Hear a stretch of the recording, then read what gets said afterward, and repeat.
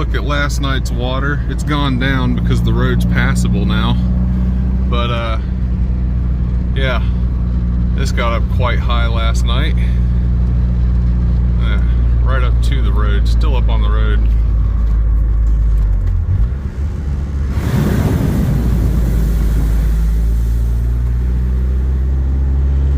Yep, she's wet.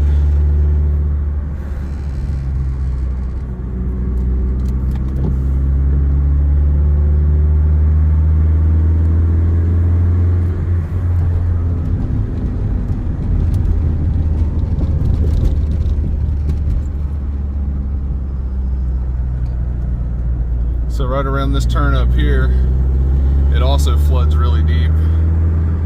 As a kid, my buddy Casey and myself, we took a four-wheeler through this to get to our other friend's house. Oh shit, let's see here. Yeah, we're gonna slow down for this one. Fucking, he made it, I'm going for it. Yeah, we got this. It ain't that deep, it just looks deeper than it is. We just can't go like 100 miles an hour through here.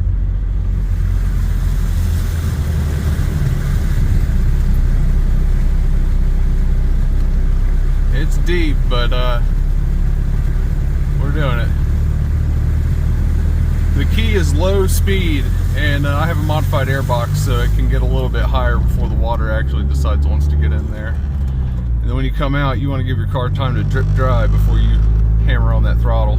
But yeah, so the water is deep here, guys. Be careful when you're out there driving. I wouldn't recommend driving through that. I just know the Saturn can drive through just about anything. Alright guys, peace. Okay, so just around the turn up there, the river was even higher over the road and everybody was turning around. So, we're heading back.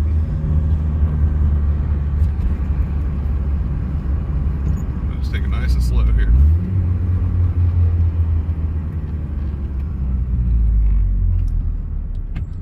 We'll let this guy go through.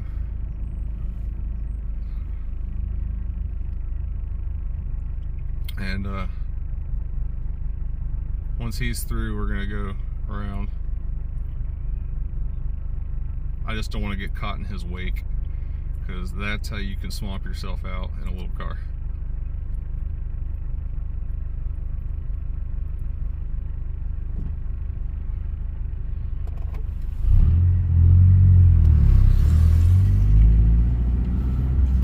Put it in second.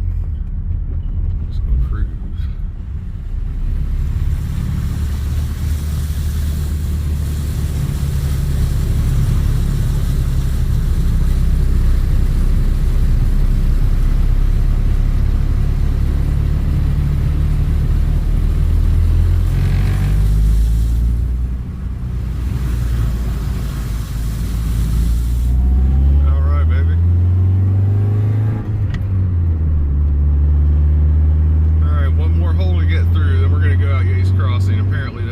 Is more accessible.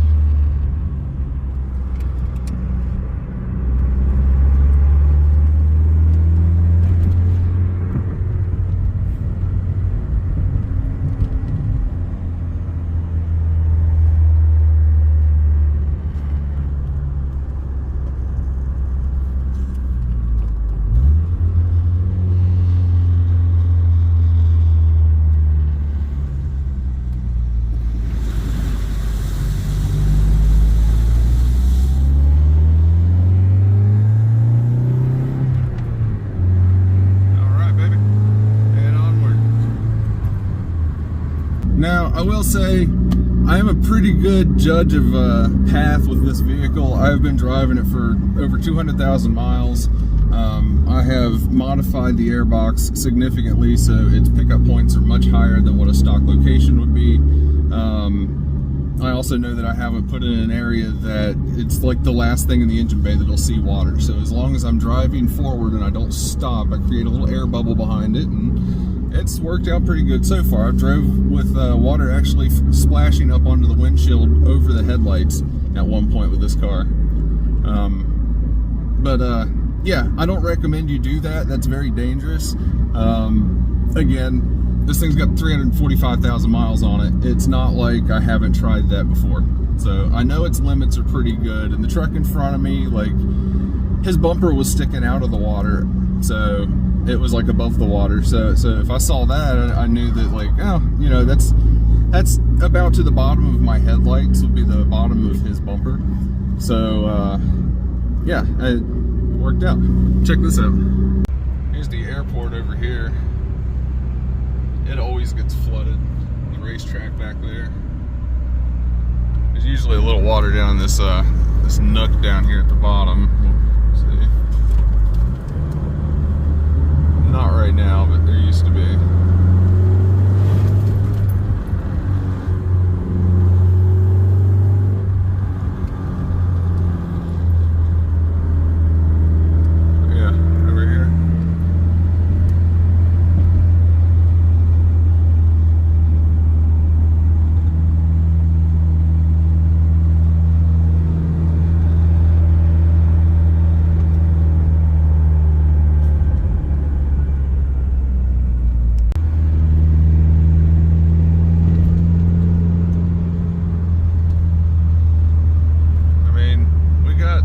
Some flood water.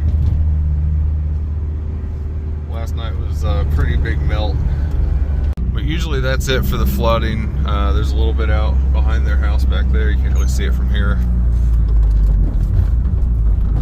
Going across the tracks, and yeah, from this point on, we're pretty far away from a river source, so it doesn't really affect the roads this way. But back there, yeah, it's pretty rough back in the places I live.